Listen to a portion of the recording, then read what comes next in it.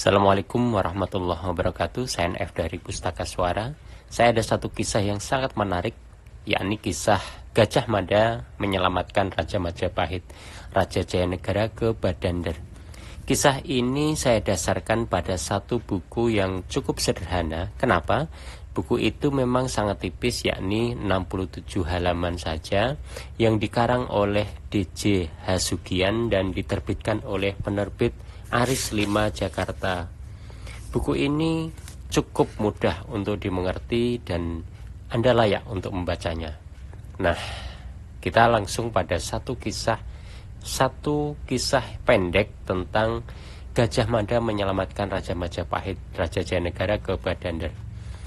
Kisah ini diawali dari sebuah pagi di tahun 1319. Cahaya matahari baru menerpa tembok istana Majapahit. Tapi di luar benteng, huru-hara pengikut Kuti, yakni pemberontak dari Kesatuan Dharma Putra, terus mencoba untuk merangsek masuk istana. Mada, yang pada waktu itu sebagai prajurit pengawal raja dari Kesatuan Bayangkara, bercakap-cakap dengan prajurit lain tentang kondisi istana. "Bagaimana kondisi raja?" tanya Mada. "Bagaimana kalau Kuti dan pasukannya berhasil masuk istana?"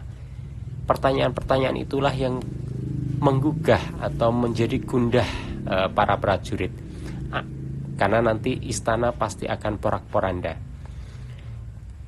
Mada, yang kemudian hari dikenal dengan nama Gajah Mada, punya misi penting pada saat itu, yakni bagaimana ia bisa membawa Raja Jayanegara keluar dari istana.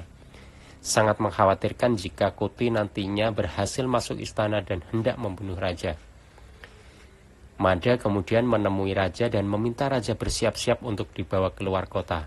"Kemana?" Mada bersumpah akan menjaga keselamatan raja dengan nyawanya sebagai taruhannya. Raja pun dibawa ke Badander, yakni sebuah daerah di luar kota yang dinilai sangat aman. Pertanyaan kemudian, di mana Badander? Badander ini banyak yang meneliti. Ada yang meyakini bahwa Badander itu berada di Jombang, yakni di desa Badander. Namun ada juga yang meyakini bahwa Badander ini adalah berada di desa atau kecamatan Dander, Kabupaten Bojonegoro. Jadi dua tempat inilah yang sama-sama mengklaim menjadi tempat atau makna Badander sebagaimana yang dikisahkan ketika Jayanegara diungsikan ke Badander. Kisah selanjutnya yaitu saat raja disembunyikan di Badander, Gajah Mada kembali ke Majapahit dengan menyamar sebagai orang biasa. Tujuannya adalah untuk mengetahui kondisi istana. Apakah Kuti mendapat dukungan dari rakyat atau hanya didukung oleh para Dharma Putra yang seharusnya punya tugas menjaga mahkota Majapahit. Namun, sebagaimana Kuti, ia malah mengkhianatinya. 7 Dharma Putra yang dimaksud itu adalah Semi, Pangsa, Wedang, Tanca, Banyak, dan Kuti sendiri. Gajah Mada kemudian menghembuskan bahwa Raja Jayanegara telah meninggal dunia. Ini sebenarnya taktik dari Gajah Mada. Tujuannya adalah untuk melihat respon rakyat Majapahit. Apakah masih mendukung rajanya atau memilih Kuti sebagai pemimpinnya.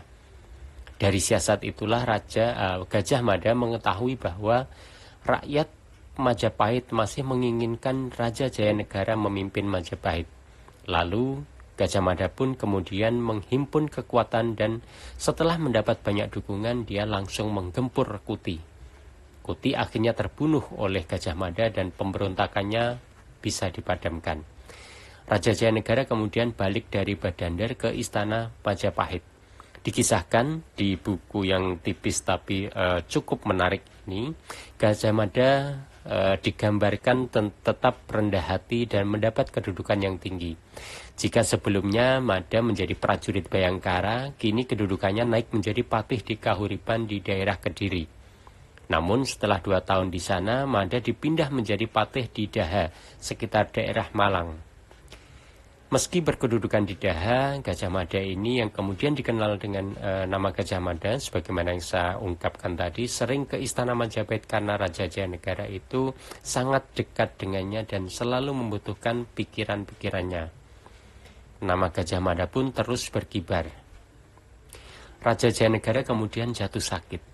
Sedang di luar muncul desas-desus bahwa raja telah melakukan perbuatan tak senonoh kepada saudara perempuan beda ibu, yakni Tribhuwana Tunggadewi dan Mahadewi, anak dari Gayatri.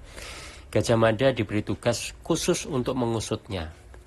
Gajah Mada mengetahui bahwa penyebab desas-desus itu adalah Tanca, yaitu ahli pengobatan. Sedang di sisi lain, penyakit raja kian parah. Dan yang bisa menyembuhkan ternyata hanyalah Tanca. Akhirnya Gajah Mada meminta Tanca untuk melakukan pengobatan atau mengobati raja, yaitu membedah bisulnya. Sayangnya kisah selanjutnya banyak yang diungkap di kisah-kisah, di cerita-cerita bahwa Tanca membunuh Raja Jayanegara. Dan kemudian Gajah Mada lah yang membunuh Tanca. Ini pada cerita-cerita yang kekinian itu banyak debat antara apakah benar Tanca yang membunuh atau ada tokoh-tokoh lain di balik itu. Singkat cerita, karir Gajah Mada ini terus meningkat. Gajah Mada lalu mengucapkan sumpah palapanya. Bagaimana sumpah palapa itu? Sederhananya adalah, saya baru akan berhenti berpuasa memakan buah palapa. Saya baru akan bisa menikmati hidup jika seluruh Nusantara kita taklukkan di bawah kekuasaan Majapahit. Nah, itulah sumpah palapa yang sangat terkenal oleh Gajah Mada yang memiliki kedudukan patih saat itu di Majapahit. Raja kemudian dipegang oleh Hayam Wuruk. Namun Gajah Mada sempat berselisih pada perjalanan waktu, ada perselisihan atau kesalahpahaman dengan Raja Hayam Wuruk, penerus dari Raja Jayanegara, yakni terkait dengan Putri Pitaloka, Dyah Pitaloka, yaitu putri dari Pajajaran yang semestinya itu akan menjadi istri dari Raja Hayam Wuruk. Hanya perselisihan itulah, kesalahpahaman itulah yang pada akhirnya menyulut adanya perang antara Majapahit dengan Pajajaran. Raja Hayam Wuruk ini kemudian jatuh sakit dan dia sangat terpukul dengan kematian Dyah Pitaloka, yaitu putri dari Pajajaran, pada perang Bubat. Karena ada desas-desus itulah, maka penyebab semuanya adalah Gajah Mada. Sehingga Gajah Mada ini menjadi incaran dari orang-orang yang sakit hati melihat Raja Hayam Wuruk sakit, itu karena ulah dari Gajah Mada. Kepercayaan itulah yang kemudian membuat beberapa prajurit mengepung rumah Gajah Mada. Tapi Gajah Mada berhasil lolos, lalu ia berkelana memanggul penderitaan yang amat sangat. Mendengar Gajah Mada hilang, Raja Hayam Wuruk ini semakin bersedih. Singkat kisah, Raja memerintahkan mencari Gajah Mada dan akan mengampuninya. 2 tahun kemudian Gajah Mada kembali ke istana, namun kembalinya Gajah Mada tak diikuti dengan kembalinya semangatnya sebagaimana dia mengungkapkan sumpah palapanya. Karena salah satu faktornya lain adalah usia Gajah Mada yang semakin tua. Hingga akhirnya di penghujung 1363 Gajah Mada sakit keras. Raja yang dalam kunjungannya ke Blitar langsung balik ke istana setelah mendengar kabar tersebut. Dan awal 1364 kita tahu Gajah Mada akhirnya meninggal dunia di usia 64 tahun. Majapahit terus bersinar di bawah kepemimpinan Raja Hayam Wuruk sepeninggal Gajah Mada. Namun setelahnya keturunan Hayam Wuruk inilah saling berebut tahta. Negara Islam mulai berdiri, bangsa Spanyol Portugis mulai menjajah, Majapahit meredup dan runtuh, akhirnya menghilang. Itulah buku ulasan atau kisah pendek dari buku yang ditulis oleh D.J. Hasugian berjudul Matahari Majapahit. Kenapa Matahari Majapahit? Karena si penulis menginginkan bahwa Gajah Mada adalah matahari Majapahit.